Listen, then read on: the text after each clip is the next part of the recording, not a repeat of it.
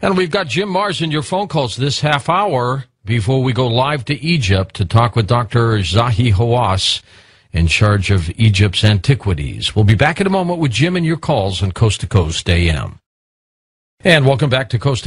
I'm George Norrie with Jim Mars. Jim, I'm amazed at the continual interest in the JFK assassination. It just doesn't seem to die down. Well, that's because it has not yet reached a truthful resolution. You remember Leon Kozlogs, right? Yeah. But you're one of the few. He, of course, was the lone assassin of President William McKinley. But nobody except George Norrie and myself know that name because he truly was a lone assassin, and they investigated, and that was the end of that. But everybody in the world knows the name of Lee Harvey Oswald because that case has not been truthfully resolved. And John Wilkes Booth. Everybody knows his name. That's true. Why do they all have three names? That's a good question. I'm sure glad I dropped back to just using my Jim Mars. Maybe that will prevent me from being another designated patsy. West of the Rockies, Janice in Portland. Go ahead, Janice. Yes, hi. Thanks for taking my call. Sure. I have a question and a comment. Actually, I forgot to mention that I have a comment to the screener, but I have read that Woodrow Wilson, on his deathbed, said that he very much regretted signing the Federal Reserve Act and hoped that future generations would demand that it be disbanded, which does lead me to my question. I've also read that Kennedy had discovered, or it came to his attention, that a sitting president could, in Congress, could pay back the initial loan that was initially given to the government by the bankers of the Fed, and then thereby disbanding it. And that happened just weeks before his death. Do you know if that's true or not? I've heard that story, and to be frank with you, I can't tell you if that's true or not, but I personally tend to doubt it at this point. Because by the time of the Kennedy assassination, the Federal Reserve had become essentially the central bank. You know, George, I don't guess you're my age, but you're close. Do you recall when we were young men, you never heard the Federal Reserve referred to as the central bank, did you? Never. That's Never. Only been in about the past 10 years. And all of a sudden we have a central bank. And again, people don't know history. One of the biggest bones of contention over the founding of this country and the Constitution, the Bill of Rights, was whether or not we should have a central bank. And they tried it 2 or 3 different times, the old Bank of the United States, the Bank of America, and in every instance, the bankers messed it up. Poor people got poorer and the rich got richer, and it was always a terrible experience. And finally, Andrew Jackson said, that's enough. We don't need this. And from about whenever he did away with the 3rd or 4th incarnation of a central bank, which was along about 1832, something like that, we didn't have a central bank until they slipped one in on us in 1913, calling it the Federal Reserve System. And then 10 years ago, all of a sudden, on major news media, they'd say the central bank today. And so we got a central bank, and we never even got a chance to vote on it. Let's go to Taylorville, Illinois. Hey, Ray, go ahead. You're on with us. Hi, George. Hi, Jim. Hi. Howdy. Jim, I have a question for you. With the financial crisis going on, do you think this might be a prelude to the rumored North American Union and the Merrill currency that people keep talking about? Absolutely. There's no way that we would have voluntarily gone for a new monetary unit, the Amero, which, according to several sources, has already been minted and is just waiting to go. But first, they had to get it to the point to where the American public not only would accept the Amero, but probably demand the Amero. And the only way to do that is to destroy the United States dollar.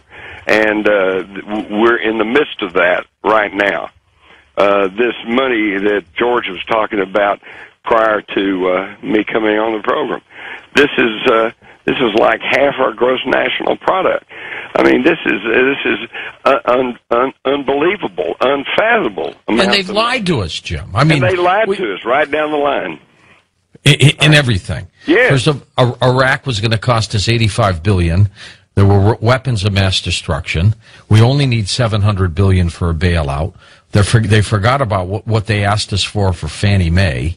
I mean, it goes on and on and on and on and on. And members of Congress don't seem to be doing anything about it. No, and I'm not sure that anything can be done about it short of a dictatorship, because it's beyond redemption. We're broke. We are a broke nation, and the only possible way we can even keep enough money to keep the government running at all is by incurring more and more debt. And what are we up to now? $8 trillion. Oh, God. Like, who knows? Fernando in Florida, first-time caller. Hey, Fernando.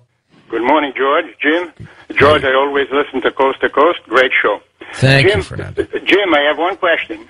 As you know, no doubt, in Europe, when a dictator, a king, prime minister, or president dies for whatever reason, 10 years later, maximum 25, everything is disclosed. Here we talk about Kennedy. We don't know much about the Spanish-American War. What can we do to have the same thing here, to do the same thing here? Well, I was trying to advocate this before the election in November, and it didn't do any good, and it won't do any good again. But first thing we do is vote everybody in Congress out of office. And we start over, and we start from scratch, and we elect people who are not rich, who are not looking to be rich, who are looking out for the best interests of the public. And then they can start doing away with some of these secrecy laws, national security blankets, and we need more openness in the government. Now, this is coming, keep in mind that this is coming from a man who served in Army intelligence during the Vietnam War. So I certainly understand that there are certain things, our disposition of troops, some of our contingency plans, that need to remain secret. But we have entirely too much secrecy. The government needs to open up and start leveling with us about the truth of what's going on. And, of course, the reason that ain't going to happen is because the people in positions of power, their hands are dirty, and they're not going to tell on themselves. Next up, thanks, Fernando. Jim, let's go to Cornelius. Jim, wildcard line. Cornelius, go ahead. Hey, George and Jim, God bless y'all. I want to thank y'all and happy Thanksgiving to y'all. Same to you, Cornelius. And my question was, I wanted to know how y'all feel about the Antichrist and the mark of the beast, or do you believe that's coming up next to, along with the Umero and all like that? What do you get into that at all, Jim? Oh, I'm well aware of that. I tend to steer clear of that because so much of that falls under exactly what the caller, what Cornelius said. He said, do you believe? It falls under belief systems. I'm not saying I'm believing it. I'm not saying I don't believe it. I find it fascinating. I mean, the Bible and Revelation does tell us that pretty soon there'll come a time when you won't be able to conduct business without the mark of the beast. And, every time I go in, I've kind of gone to a cash and carry basis. This way I don't get too swamped with credit, and I don't have to worry about somebody getting my credit identification, identity theft and all like that. I go in, I pay cash, okay?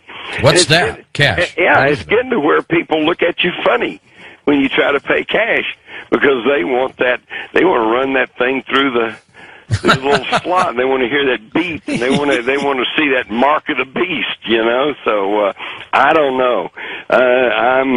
Let's just say I'm agnostic on all that. There is certainly interesting to study, but I, for one, am not going to live my life, based on some belief systems that some people believe in and some people don't. What's your take on 2012, Mr. Mars? Well, as I say in the book Above Top Secret, there's an old adage that says when everybody tells you don't look well, perhaps you ought to lie down. So and true. When everybody, and I mean everybody from Nostradamus